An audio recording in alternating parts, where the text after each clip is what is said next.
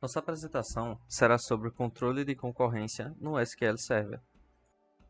Os tópicos abordados nessa apresentação serão controle por bloqueio, controle por snapshot, controle otimista, controle por versão, controle por timestamp e controle por acesso. O controle de concorrência baseado em bloqueios envolve o uso de bloqueios, locks, para garantir que uma transação tenha exclusividade temporária sobre os recursos que está acessando. E no SQL Server, esse tipo de bloqueio pode acontecer das seguintes maneiras: pelo bloqueio de leitura, quando uma transação inicia uma operação de leitura em um recurso, ela adquire um bloqueio de leitura, também conhecido como bloqueio compartilhado, shared lock. Esse bloqueio permite que outras transações também leiam o recurso ao mesmo tempo, pois não há conflito entre bloqueios de leitura. Tem também os bloqueios de gravação, que é quando uma transação inicia uma operação de gravação em um recurso. Aí ela adquire um bloqueio de gravação, e esse bloqueio concede à transação exclusividade sobre o recurso e impede que outras transações adquiram bloqueios de leitura ou gravação no mesmo recurso simultaneamente.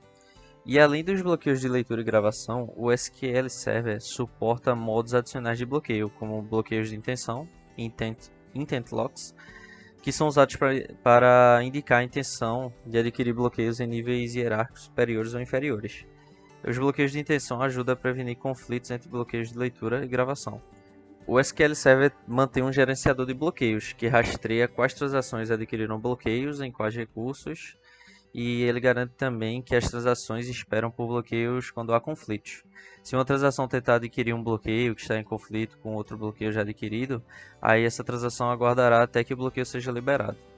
O SQL Server também conta com escalabilidade de bloqueios, para melhorar o desempenho e minimizar o impacto da concorrência. Isso se dá pela capacidade de converter bloqueios de leitura em bloqueios de gravação ou liberar bloqueios de leitura mais cedo quando não há necessidade deles. E por fim, o SQL Server também possui um mecanismo de detecção de deadlocks e resolução dos mesmos, que identifica tais situações e realiza a reversão automática de uma das transações para liberar os recursos e permitir que outra transação prossiga. Outro controle de concorrência utilizado no SQL Server é o baseado em snapshot, ou também conhecido como isolamento de instantâneo, que oferece um nível mais alto de isolamento para transações, permitindo que cada transação veja uma visão consistente dos dados, mesmo quando outras transações estão modificando esses dados simultaneamente. Esse tipo de controle é iniciado a partir de instantâneos de dados, que é quando uma transação é iniciada sob o isolamento de instantâneo. Cria um instantâneo de dados do banco de dados no início da transação, e aí esse instantâneo representa uma versão estática dos dados e é mantido em cache para uso exclusivo da transação. E então tem-se uma visão consistente, na qual durante a execução da transação, todas as leituras de dados feitas por essa transação são feitas no instantâneo criado no início.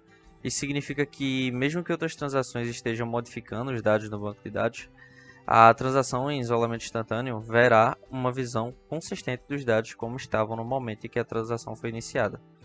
E então vem o bloqueio de versão, para permitir que as transações leiam o instantâneo consistente, onde o SQL Server, em vez de bloquear explicitamente os recursos, mantém várias versões dos dados modificados. As transações em isolamento instantâneo acessam essas versões antigas dos dados, enquanto as transações de gravação criam novas versões dos dados. Detecção de conflitos também é um mecanismo utilizado pelo SQL Server para identificar possíveis conflitos, né? Pois, embora as transações em isolamento instantâneo não bloqueiem explicitamente os recursos, ainda podem ocorrer conflitos quando duas transações tentam modificar os mesmos dados. E nesse caso, quando ocorre um conflito, uma das transações será revertida e receberá uma mensagem de erro, permitindo que outra transação prossiga.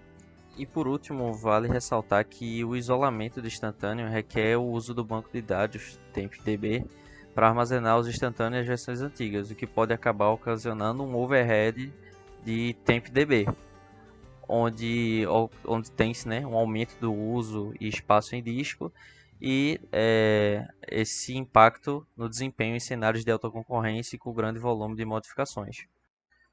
Outro tipo de controle de concorrência que o SQL Server utiliza é o otimista, que é o contrário do controle de concorrência baseado em bloqueio, que foi o primeiro citado, uma vez que O controle de concorrência otimista assume que os conflitos são raros e que a maioria das transações não entrará em conflito umas com as outras. Esse tipo de controle de concorrência ocorrerá a partir dos seguintes aspectos. O primeiro, a leitura sem bloqueio. Quando uma transação inicia uma operação de leitura em um recurso, o controle de concorrência otimista não adquire bloqueios de leitura.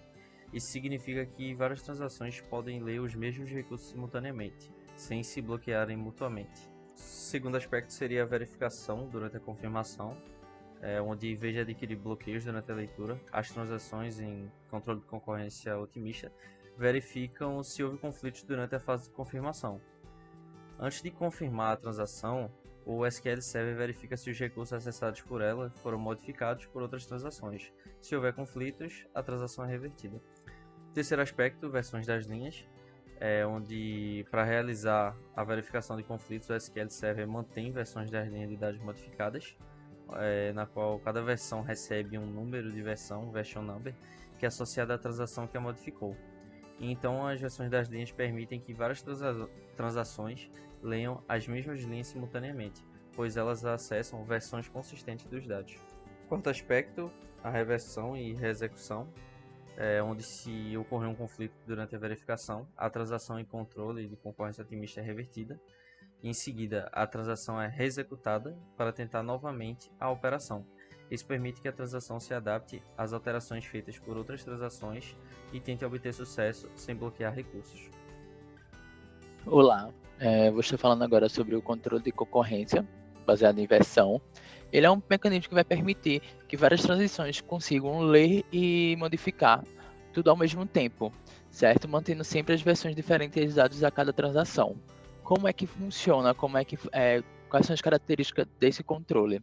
Primeiro, ele vai ter a versão de dados, certo? Vai ser quando uma transição modifica uma linha de dados. Porém, o SQL ele não utiliza a linha diretamente. Então, o que ele vai acontecer? O que ele vai fazer? Ele vai criar uma nova versão da linha e associar a transação que ela modificou, certo? Então, a versão da linha contém as alterações feitas pela transação e o número da versão para identificá-las. Temos a leitura de dados.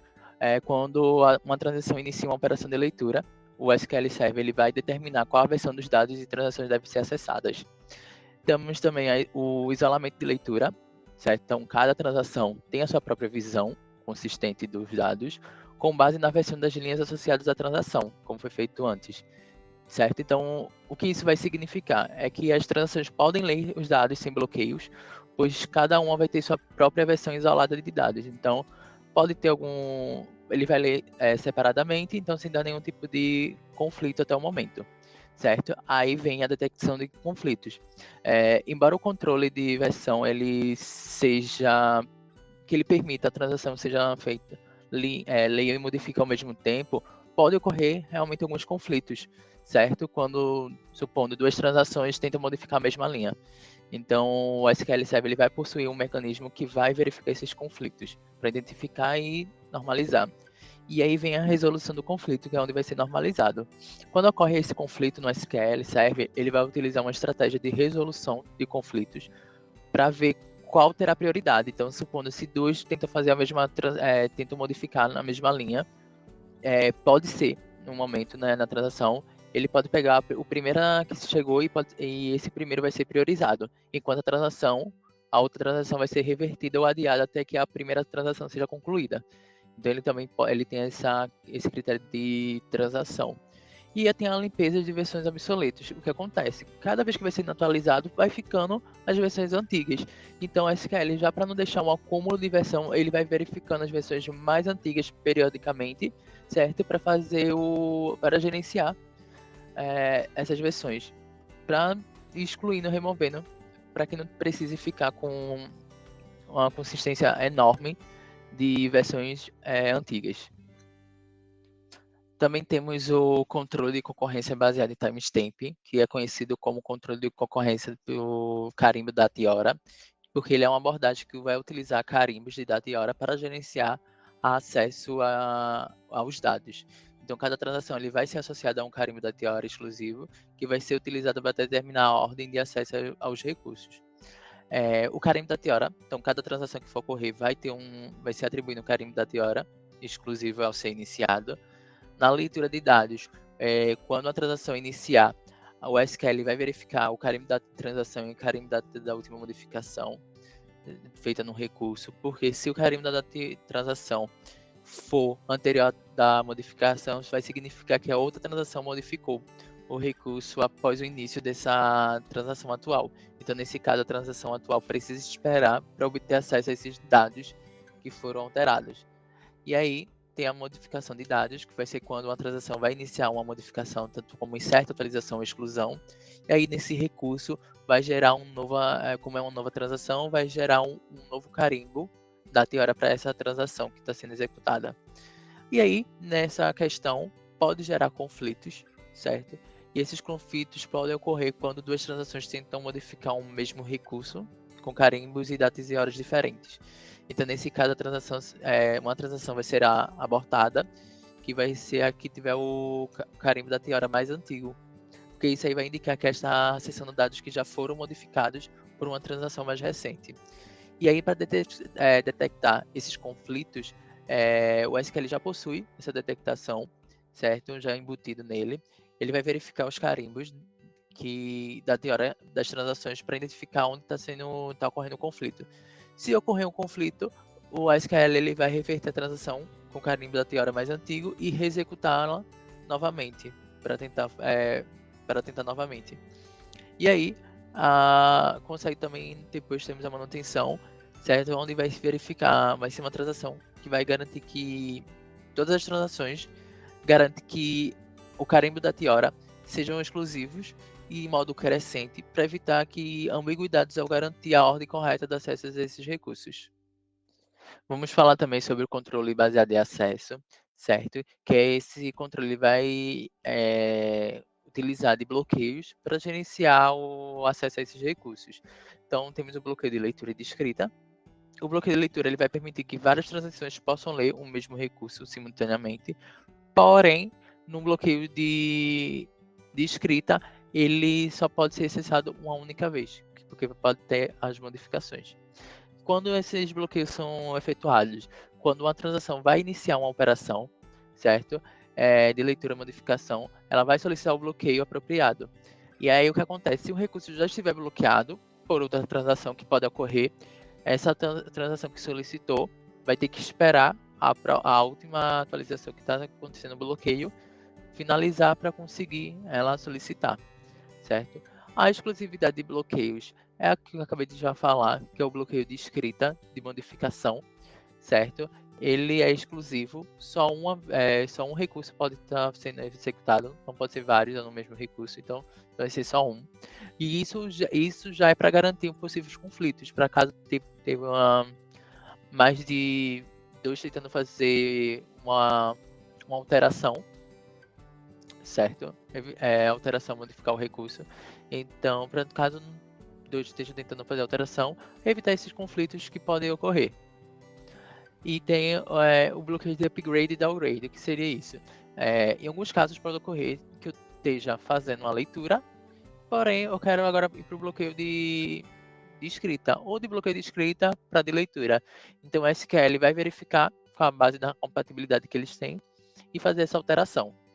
Também tem a escalabilidade de bloqueio, que possui a capacidade de realizar grandes bloqueios ou onde bloqueios individuais podem ser combinados em bloqueios de nível superior para reduzir a sobrecarga e consumo dos recursos. Então, exemplo, um bloqueio de vários bloqueios de leitura pode se converter em um único bloqueio em nível de página ou tabela. E temos também a liberação de bloqueio, que após finalizar a atualização do recurso, terminar o recurso, ele vai liberar esse bloqueio para próximos recursos. E aí, foi isso a explicação do controle de baseado em acesso. E aí foi isso, certo? A finalização do nosso projeto sobre controle de concorrência da SQL Server.